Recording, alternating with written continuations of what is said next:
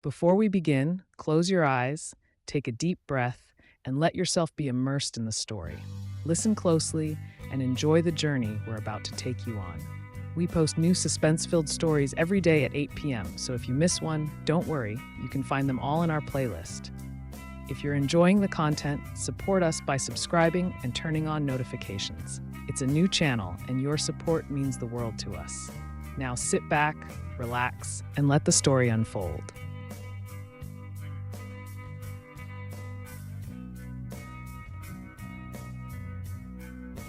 The story of Cress Wilder, often referred to as the Beauty Queen Killer, is one of terror and tragedy that unfolded over a brief but violent period in the 1980s. Wilder's crimes spanned across multiple states, leaving behind a trail of death, trauma, and shattered lives.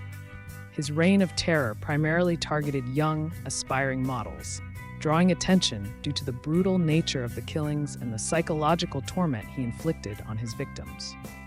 This is the story of Cress Wilder, the women whose lives he took, and the one survivor whose courage eventually helped end his killing spree. Cress Wilder was born on March 13, 1945, in Australia. His early life was marked by problematic behavior, and he exhibited violent tendencies from a young age. By his 20s, Wilder had already been convicted of sexual assault in Australia, but instead of serving significant time behind bars, he moved to the United States in the 1960s. He settled in Florida, where he started a successful career as a contractor. On the surface, Wilder appeared to live a comfortable life, enjoying hobbies such as racing cars and mixing with affluent social circles. But beneath this veneer of normalcy, he harbored dark and violent impulses, particularly toward young women. Wilder's killing spree began in early 1984, and over the next few months, he would abduct and murder at least 8 women. Wilder had a chilling modus operandi. He would approach young women, often at malls or modeling competitions, claiming to be a photographer. Using his smooth demeanor and promises of professional opportunities, Wilder lured these women into his clutches. Once they were isolated, he would subject them to unspeakable horrors, including sexual assault and physical torture, before ending their lives. One of Wilder's early victims was Rosario Gonzalez, a Miami woman who disappeared in February 1984 after being last seen at the Miami Grand Prix, where Wilder was also present.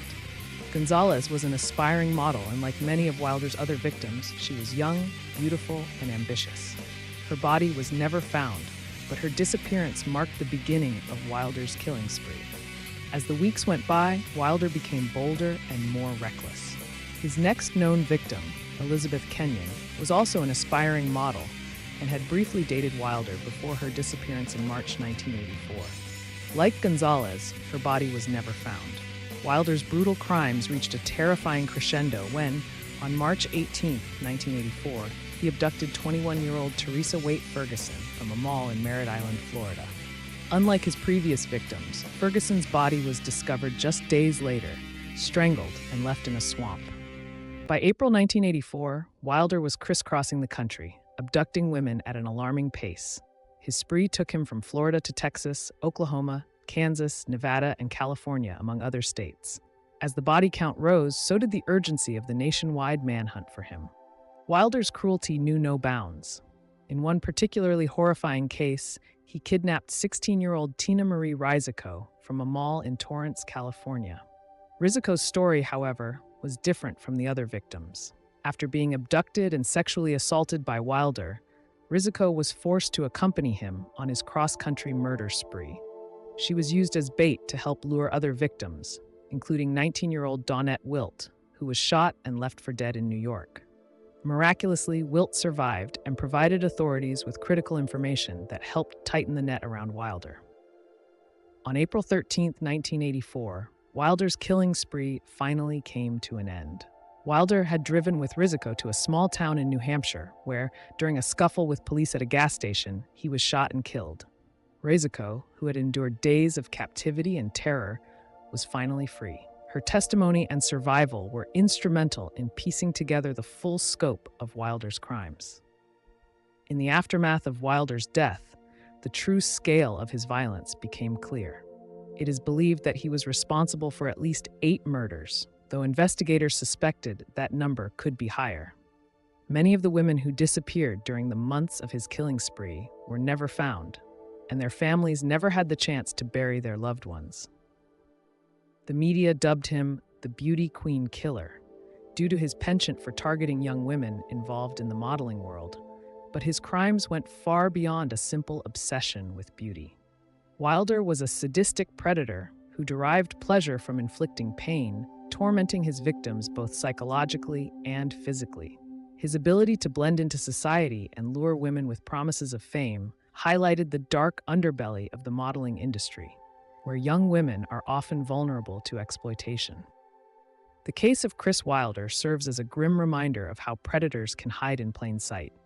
Wilder's ability to manipulate his victims, his intelligence, and his access to wealth and resources made him a uniquely dangerous killer.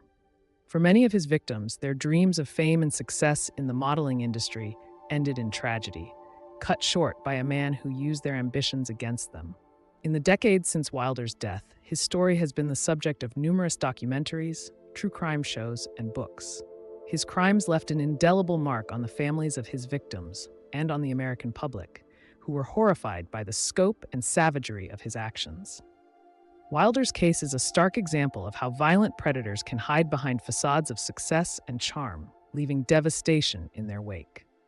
Tina Risico, the lone survivor, went on to live a quiet life after Wilder's death.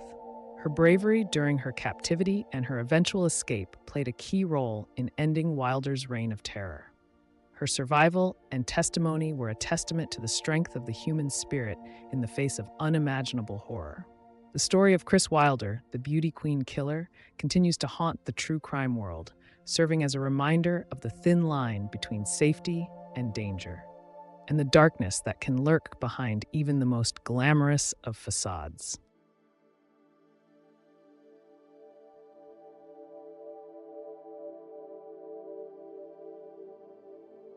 The story has come to an end, but stay relaxed.